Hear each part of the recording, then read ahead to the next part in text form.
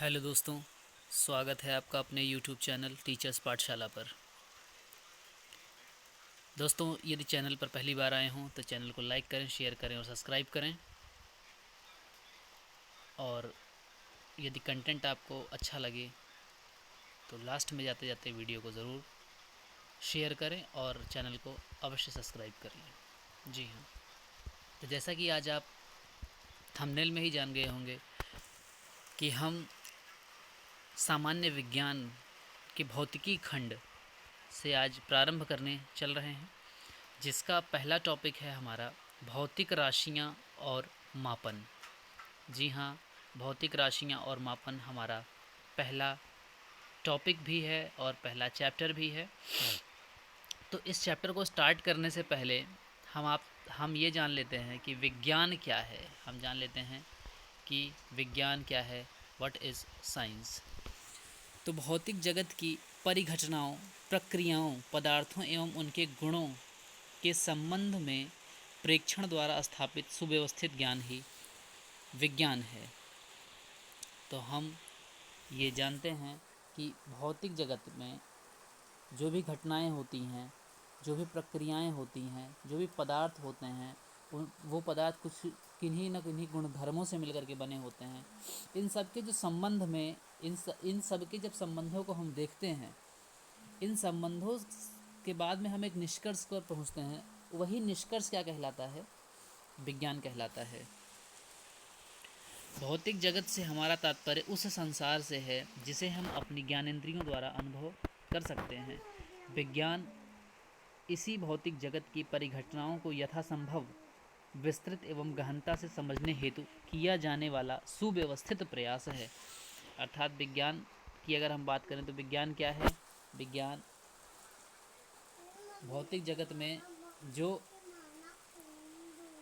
परिघटनाएं होती हैं, उन्हीं परिघटनाओं को विस्तृत रूप से समझने के लिए एक सुव्यवस्थित प्रयास है, जिसमें हम इस प्रकार अर्जित ज्ञान का उपयोग परिघटनाओं के विषय कथन, संशोधन एवं नियंत्रण के लिए किया जाता है। ठीक है, जो कुछ भी हम अपने चारों ओर देखते हैं, उसी के आधार पर अन्वेषण करना, प्रयोग करना एवं भविष्यवाणी करना क्या है?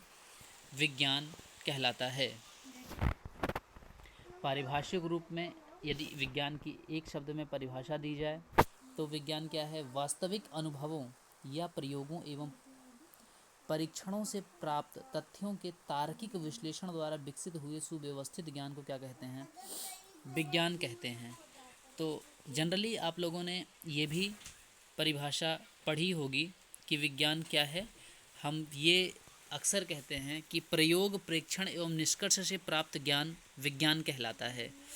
अर्थात जब हम किसी भी वस्तु के बारे में जानते हैं, जानने की कोशिश करते हैं, वस्तु के बारे में सुव्यवस्थित, सुसंगठित एवं सुनियोजित ज्ञान जब हम अर्जित करते हैं तो वही निष्कर्ष क्या कहलाता है? विज्ञान कहलाता है। विज्ञान को मुख्यतः तीन भागों में विभाजित किया जा सकता है। एक तो है आपका प्राकृतिक विज्ञान, दूसरा है औपचारिक विज्ञान। ठीक है, प्राकृतिक विज्ञान, औपचारिक विज्ञान, और तीसरा है आपका सामाजिक विज्ञान। ठीक है, तो एक एक करके हम तीनों विज्ञानों को देखते हैं। तो जब हम प्राकृतिक विज्ञान की बात करते हैं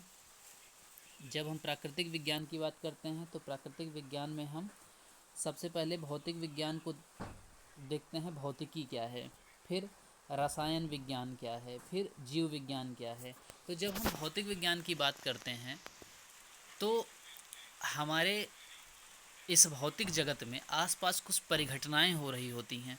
उन परिघटनाओं का जब हम अध्ययन करते हैं तो उसे हम कहते हैं, वो जो है भौतिक विज्ञान के अंतर्गत आती है। जैसे कुछ परिघटनाओं में, जैसे आप प्रकाश का परावर्तन देखते हैं। जब आप किसी छड़ के एक सिरे को गर्म करते हैं तो उस छड़ का दूसरा सिरा अपने आप गर्म हो जाता है। ऐसा क्यों होता है?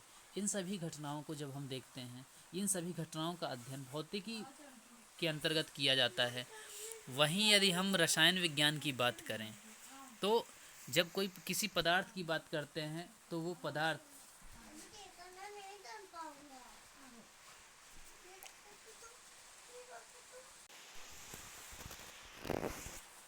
वहीं यदि हम रसायन विज्ञान की बात करते हैं तो रसायन विज्ञान के अंतर्गत हम किसी भी वस्तु की किसी भी पदार्थ की संरचना के बारे में, उसके रासायनिक गुणों के बारे में अध्ययन करते हैं। वहीं जीव विज्ञान में हम सजीवों के बारे में अध्ययन करते हैं। ठीक है, अब सजीवों का अध्ययन भी दो तरीके से हो जाता है। पेड़ पौधों के अध्ययन हम अलग करते हैं और जंतुओं का अध्ययन अलग करते हैं। अब औपचारिक विज्ञान में देखते हैं, औपचारिक विज्ञान में गणित और लॉजिक हम पढ़ते हैं। वहीं पर अगर हम सामाजिक विज्ञान की बात करें तो हम मानव व्यवहार का अध्ययन करते हैं और समाज का अध्ययन करते हैं। अब हम देखते हैं प्राकृतिक विज्ञान को हम विस्तार से देखने का प्रयास करते हैं। तो क्या है प्राकृतिक विज्ञान अर्थात नेचुरल साइंस।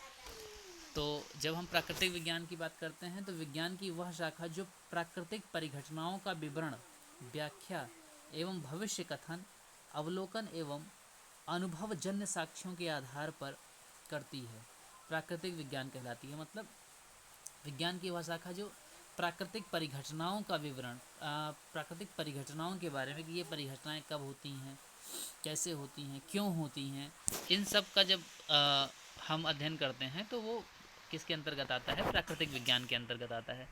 असल में विज्ञान शब्द का प्रयोग प्रायः प्राकृतिक विज्ञानों के लिए ही किया जाता है। प्राकृतिक विज्ञान की मुख्यतः 3 शाखाएं हैं। एक आपका है भौतिकी, जिसको हम फिजिक्स बोलते हैं, दूसरा है आपका केमिस्ट्री और तीसरा है जीव विज्ञान। अब हम देखते हैं फिजिक्स के बारे में, विस्तार से फिजिक्स को देखते हैं। तो जब हम फिजिक्स के बारे में विस्तार से देखते हैं तो हमें ये पता चलता है कि फिजिक्स जो शब्द है, ये जो फिजिक्स शब्द है, फिजिक्स शब्द ग्रीक भाषा से लिया गया है, जिसका अर्थ प्रकृति या प्राकृतिक चीज़ें होता है। तो ठीक है, फिजिक्स जो शब्द है वो ग्रीक का एक शब्द है फ्यूसिस। ग्रीक का शब्द कौन सा है, FUSIS, फ्यूसिस। तो इसी फ्यूसिस शब्द से लिया गया है और इसका अर्थ होता है प्राकृतिक। तो प्रकृति के मूलभूत नियमों का अध्ययन एवं विभिन्न प्राकृतिक परिघटनाओं में उसकी अभिव्यक्ति के अध्ययन को भौतिकी कहा जाता है। इसका हम कुछ उदाहरण देखते हैं। जब हम पृथ्वी द्वारा प्रत्येक वस्तु पर गुरुत्वाकर्षण बल लगाया जाता है तथा सेब के टूटकर पृथ्वी पर गिरने की परिघटना में गुरुत्वाकर्षण बल की अभिव्यक्ति है। ठीक है, और अध्ययन की सुविधा के आधार पर हमने क्या देखा था, अध्ययन की सुविधा के अनुसार भौतिकी को निम्नलिखित भागों में बांटा गया है। ठीक है, उसके जो प्रमुख भाग हैं वो है यांत्रिकी, तरंग गति, प्रकाशिकी, आधुनिक भौतिकी, ऊष्मा, ध्वनि, विद्युत धारा एवं विद्युत चुंबकत्व। भौतिकी का अध्ययन प्रारंभ करने से पहले हमें यह जान लेना आवश्यक है कि भौतिकी में जिन परिघटनाओं, वस्तुओं या पदार्थों का अध्ययन किया जाता है उनके भौतिक गुणों को भौतिक राशियाँ कहते हैं। उनके भौतिक गुणों को क्या कहा जाता है, भौतिक राशियाँ कहा जाता है। ठीक है, तो भौतिक राशियों के रूप में अभिव्यक्त करते हैं। अब हम देखते हैं कि भौतिक राशियाँ क्या हैं। तो भौतिक राशियों का मतलब होता है, देखिए, किसी भी द्रव्य की सही स्थिति या उचित मात्रात्मक स्थिति या परिघटना की सटीक व्याख्या के लिए जिन पदों का उपयोग किया जाता है उन्हें भौतिक राशियाँ कहते हैं। जनरली भौतिक राशियों की एक सिंपल परिभाषा मैं आप लोगों को बताना चाहता हूँ कि किसी भी वस्तु या किसी भी द्रव्य का वह गुण जिसका हम मापन कर सकते हैं, उसे क्या कहते हैं, भौतिक राशि कहते हैं। क्या कहते हैं, भौतिक राशि कहते हैं। अर्थात द्रव्यों के जिन गुणों का हम मापन कर सकते हैं उन्हें भौतिक राशि कह सकते हैं। जैसे कोई छड़ है, छड़ एक द्रव्य है, ठीक है, और क्योंकि छड़ की हम लंबाई का अध्ययन करते हैं, लंबाई को माप सकते हैं, तो छड़ की लंबाई एक भौतिक राशि हो गई। छड़ का क्षेत्रफल एक भौतिक राशि हो जाता है। अगर हम छड़ को गर्म करें तो उसका तापमान एक भौतिक राशि हो जाता है। इस प्रकार से छड़ के जितने भी गुण, अर्थात द्रव्यों के जितने भी गुणों का हम अध्ययन कर सकते हैं, उन्हें जिनका हम मापन कर सकते हैं, उन्हें हम क्या कहते हैं, भौतिक राशियाँ कहते हैं। बेसिकली भौतिक राशियाँ दो तरीके की होती हैं। एक होती है सदिश राशियाँ, एक होती हैं अदिश राशियाँ।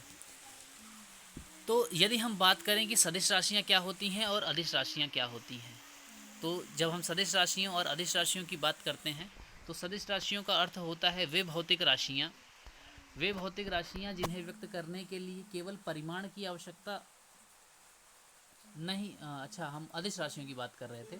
वे भौतिक राशियां जिन्हें व्यक्त करने के लिए केवल परिमाण की आवश्यकता होती है अदिश राशियां कहलाती हैं।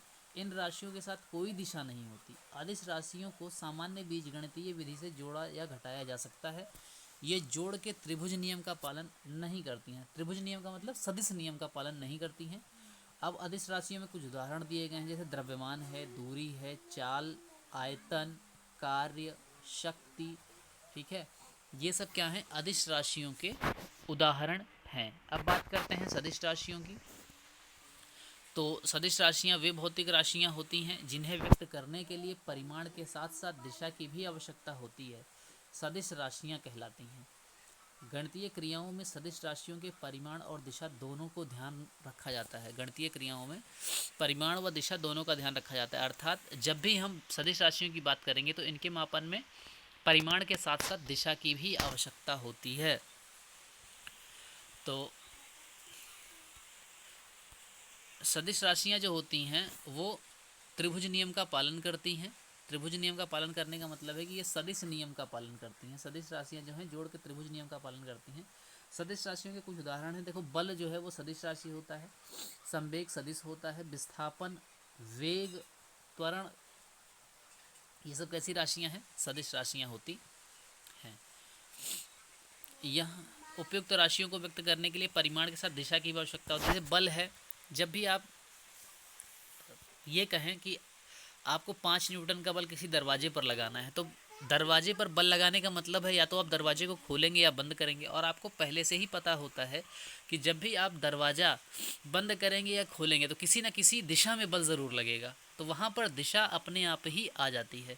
इसलिए कहते हैं कि बल क्या कैसी राशि है? सदिश राशि है। अब सदिश राशियों और अदिश राशियों के कुछ आपको उदाहरण दिए गए हैं। ठीक है, तो अदिश राशियों में देखिए दूरी, चाल, शक्ति, ऊर्जा, लंबाई, क्षेत्रफल, आयतन, द्रव्यमान, घनत्व, तापमान, कार्य, विद्युत धारा और दाब, ये सब किसके हैं? ये हैं अदिश राशियों के। ठीक है, वहीं पर अगर हम देखें कि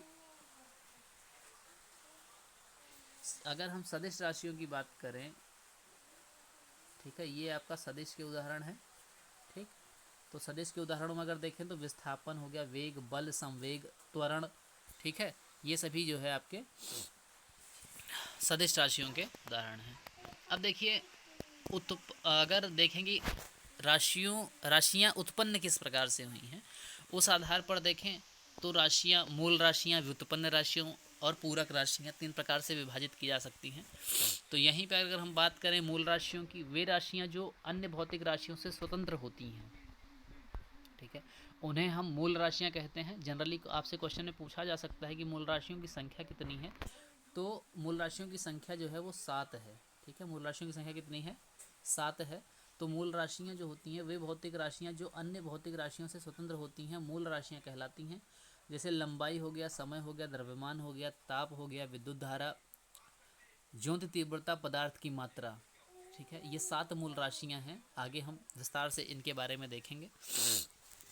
व्युत्पन्न राशियां वे भौतिक राशियां जो मूल राशियों की सहायता से ज्ञात की जाती हैं, उन्हें हम क्या कहते हैं? व्युत्पन्न राशि कहते हैं। जैसे चाल हो गया, तो देखिए चाल को व्युत्पन्न राशि क्यों कहा जाता है? चाल को व्युत्पन्न राशि कहा जाता है क्योंकि चाल बराबर क्या होता है?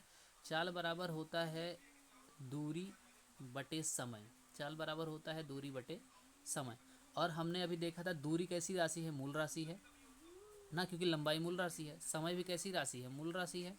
ठीक है, तो ये जो चाल है, ये 2 मूल राशियां दूरी अर्थात लंबाई और समय से मिलकर के बनी हुई है, इसलिए इसे हम कहते हैं व्युत्पन्न राशि, क्योंकि इनसे ये उत्पन्न हुई है। ठीक है, इसी प्रकार से जितनी भी भौतिक राशियां हम आगे देखेंगे वो कैसी मतलब इस 7 मूल राशियों को छोड़ करके जितनी भी भौतिक राशियां भौतिक विज्ञान में हम पढ़ते हैं, सभी की सभी क्या हैं? आपकी व्युत्पन्न राशियां होती हैं। तो आज के वीडियो में बस इतना ही। आशा करता हूँ आपको विज्ञान किसे कहते हैं, भौतिक विज्ञान क्या होता है, भौतिक विज्ञान की उत्पत्ति किस लैटिन वर्ड से हुई है, ठीक है, ये सारी चीज़ें आपको अवश्य समझ में आई होंगी। फिर आपने ये देखा कि मूल राशियाँ क्या होती हैं, व्युत्पन्न राशियाँ क्या होती हैं। मूल राशियाँ 7 होती हैं, उनके नाम मैंने आपको बताए। आगे विस्तार से नेक्स्ट क्लास में हम इसके बारे में देखेंगे। ठीक है, और यदि आपको कंटेंट पसंद आया हो तो प्लीज़ चैनल को लाइक करें, शेयर करें और सब्सक्राइब करें। धन्यवाद। जय हिंद। वंदे मातरम।